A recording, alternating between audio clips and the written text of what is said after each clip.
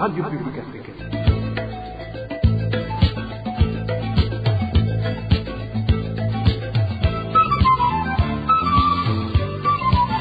Radio Publique Africaine.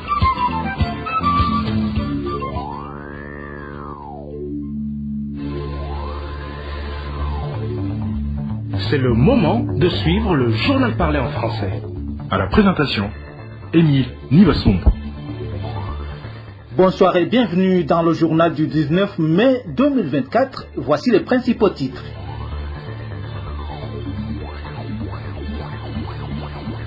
Le parti MSD dénonce la persécution que subissent ses membres dans le pays. Le porte-parole de ce parti va s'exprimer au début du journal. Un membre du parti CNL a failli être tué par les Imbonerakure du CNDD-FDD en commune Gisagara. C'est dans la province Changuzo. C'était la nuit dernière. Et la carence du carburant et des boissons Braroudi est devenue un casse-tête dans le pays. Nous allons également en parler. Dans un instant, le développement des titres.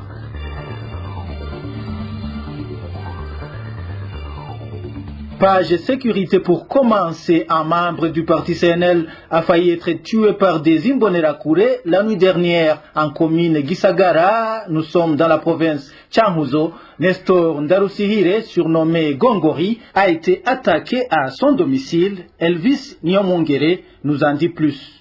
Nestor Ndarusihire, surnommé Gongori, est un député d'Agatogwasa au sein du parti CNL. Il a échappé de justesse à la mort dans la nuit de ce samedi suite à une agression de Imbonerakure à son domicile sur la sous-colline Sigabangazi, colline Bumba, zone Muka, en commune Gisagara de la province Changuzo. Vers 22h, trois Imbonerakure se sont en effet introduits chez lui, munis de machettes, poignards, lances et bateaux. Aussitôt, les agresseurs l'ont sérieusement battu pour par la suite lui infliger des coups de machette, témoigne son voisin.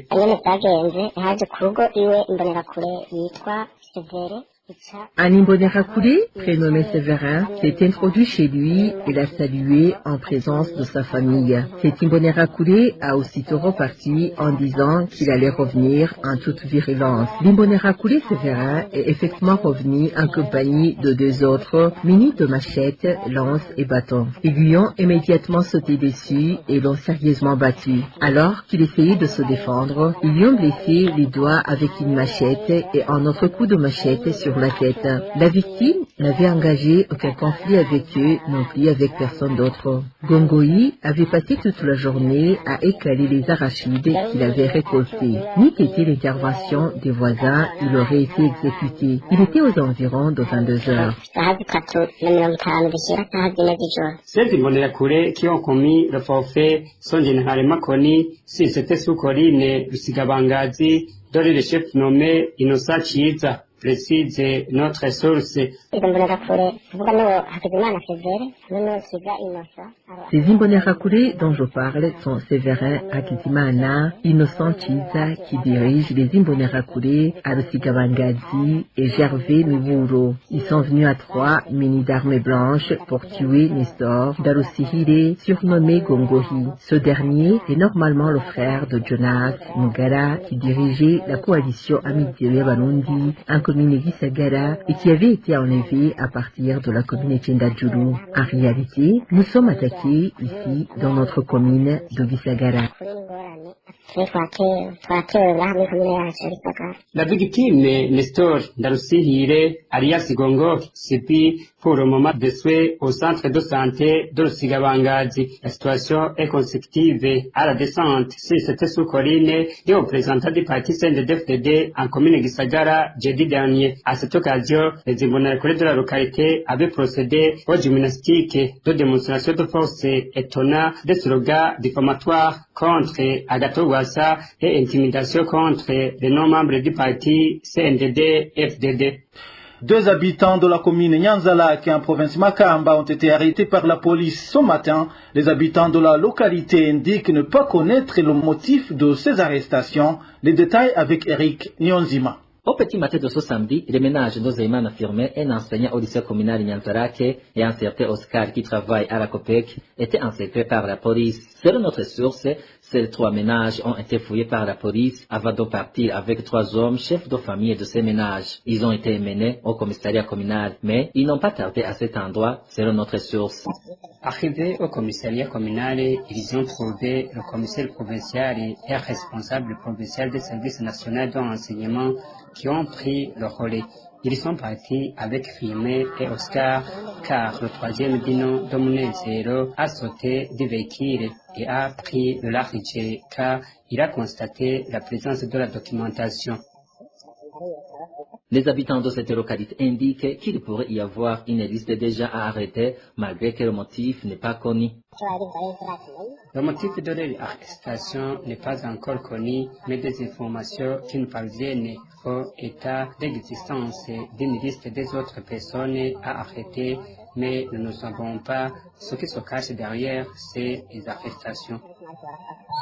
Ces habitants font savoir que ces personnes arrêtées sont détenues au cachot du commissariat provincial à Makamba. Les 2 personnes arrêtées à Nyanzalak sont victimes de leur appartenance au MSD, selon le porte-parole de ce parti. Epitas Nshimirimana indique qu'il y a une chasse à l'homme visant les membres de ce parti dans tout le pays. Selon Epitas Nshimirimana, certains membres du parti MSD ont été récemment tués et d'autres ont été torturés. Hirya no hino mu gihugu hariko haraba inyuruzwa n'igandagurwa ry'abanywanyi b'umugambo MSD, kandi ivyo biriko birakorwa n'iperereza rya Ndayishimiye rifatikanije n'abarongozi b'umugambo. Les membres du parti MSD sont en train d'être enlevés et exécutés par le service national de renseignement de Ndayishimiye en collaboration avec les responsables du parti au pouvoir, le CNDD-FDD.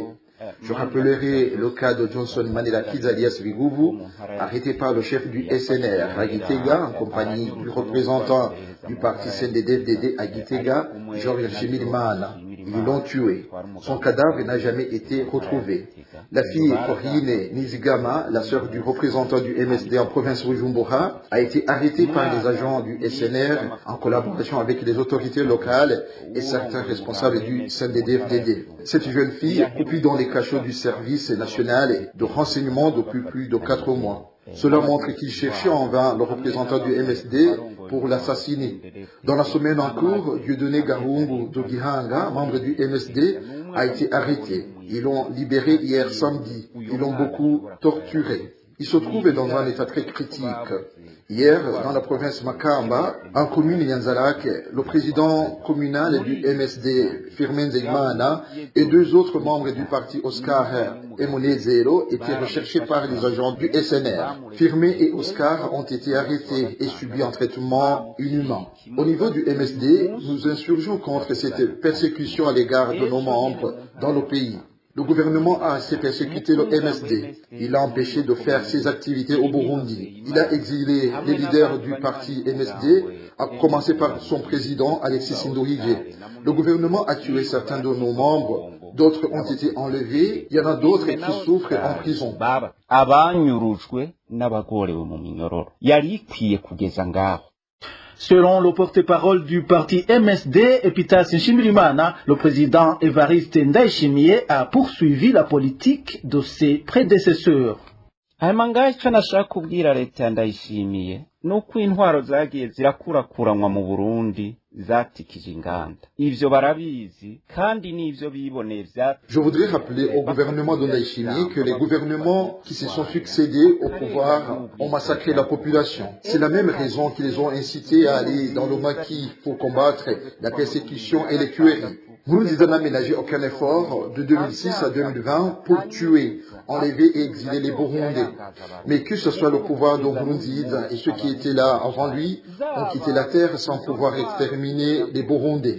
Ndayishimiye qu'il sache qu'il n'en sera pas capable, non plus parce que même Hitler n'a pas été capable d'exterminer la population. Je demanderai aux Burundais en général et surtout aux membres du MSD de ne pas laisser ces membres du CNDD-FDD et ces agents du SNR arrêter arrêter leurs voisins, leurs amis sans motif, qu'ils soient solidaires et vérifient la destination des leurs et les auteurs de leur enlèvement pour que demain ou après-demain, ils soient jugés dans les tribunaux internationaux ou même nationaux lorsque le CNDD-FDD sera au pouvoir.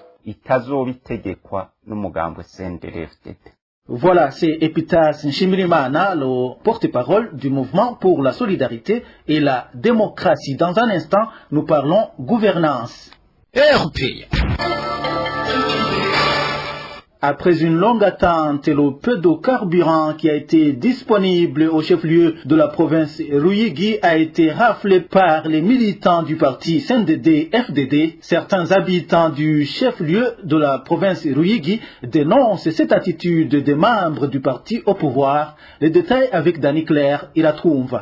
Être les membres du parti CNDD-FDD ou avoir des points de vin à donner aux pompistes, tels sont certains des facteurs qui facilitaient l'accès au carburant jeudi dernier au chef-lieu de la province Ruyigi. Dans cette province qui venait de faire plus d'un mois sans aucune goutte de carburant, les membres du parti CNDD-FDD se présentaient à une station-service munie de bidons. Ils avançaient l'argument selon lequel ils comptaient se servir de ce carburant lors des activités du parti. De plus, la province avait été servie en carburant depuis mercredi. Bien que ces denrées étaient chaleureusement attendues, les pompistes n'ont pas passé directement à la distribution. Ils auraient avancé l'idée de la panne des pompes, comme le témoigne cet habitant sur place. Ici chez nous à Ruyigi, nous avons deux sérieux problèmes. Ça faisait presque un mois que nous observons la pénurie de carburant. Mais depuis mercredi, les différentes stations-service avaient été servies. Malheureusement, quand le carburant est arrivé, les pompistes nous avaient dit que les pompes stations étaient en panne ou alors qu'ils s'étaient introduits d'eau dans les pompes. Le jour suivant, ils ont servi le carburant. Mais il y avait beaucoup de véhicules en provenance même d'autres provinces comme Gitega, Changuzo et plus bien sûr, c'est de Ruyigi. La queue était très longue. Donc, c'était difficile de se faire servir. Pire encore, il y avait beaucoup de magouilles, surtout des gens qui passaient à côté avec leurs bidons pour être servis avant les autres. En plus, les véhicules des administrateurs étaient venus avec beaucoup de bidons pour être servis en disant que c'est pour les futures activités du parti CNDD-FDD, donc pour faire partie de la chaîne qui devrait donner un pont d'eau aux policiers. Actuellement, la population dit que les conséquences liées à cette pénurie et le clientélisme dans la distribution de ces denrées se fait remarquer à Ruyigi. À part qu'il est difficile de déplacer leurs marchandises, même le prix du ticket de transport a fortement augmenté. Ils pouvaient refuser de servir déjà en provenance d'autres railways ou même qui doivent emprunter des routes difficilement praticables. Tout cela juste pour servir les membres du parti CNDD-FDD. Comme conséquence, c'est la hausse du prix des transports. Actuellement, c'est très difficile de se payer le transport. Il est même très difficile, voire impossible, d'avoir nos marchandises. La situation que nous vivons est très incompréhensible et c'est même très inquiétant.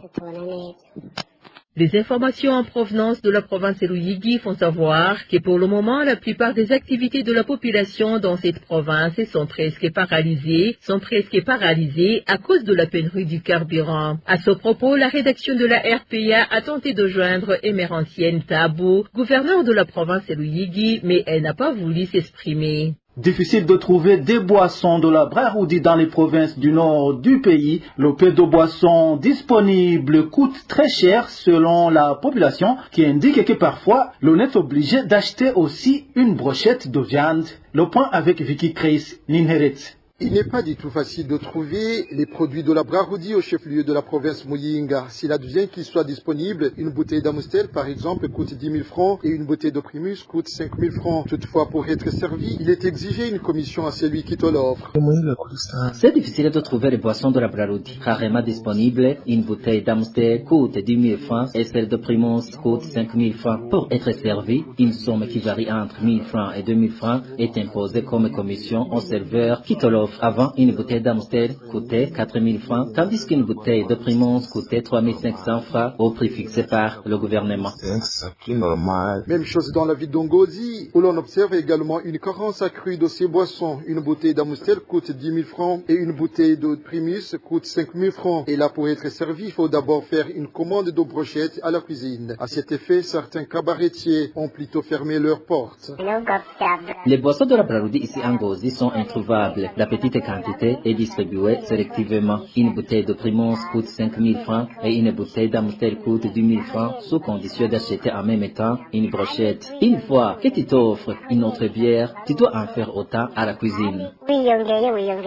Dans cette ville d'Ongozi, certains préfèrent s'offrir les boissons d'une société Burundi Brewery, comme la bière dite Soma Burundi et Budyohe. Mais les prix de ces boissons ont été revus à la hausse. Conséquemment, au manque des boissons Brewoodi, une bouteille qui coûtait 2 000 francs coûte actuellement 3 000 francs.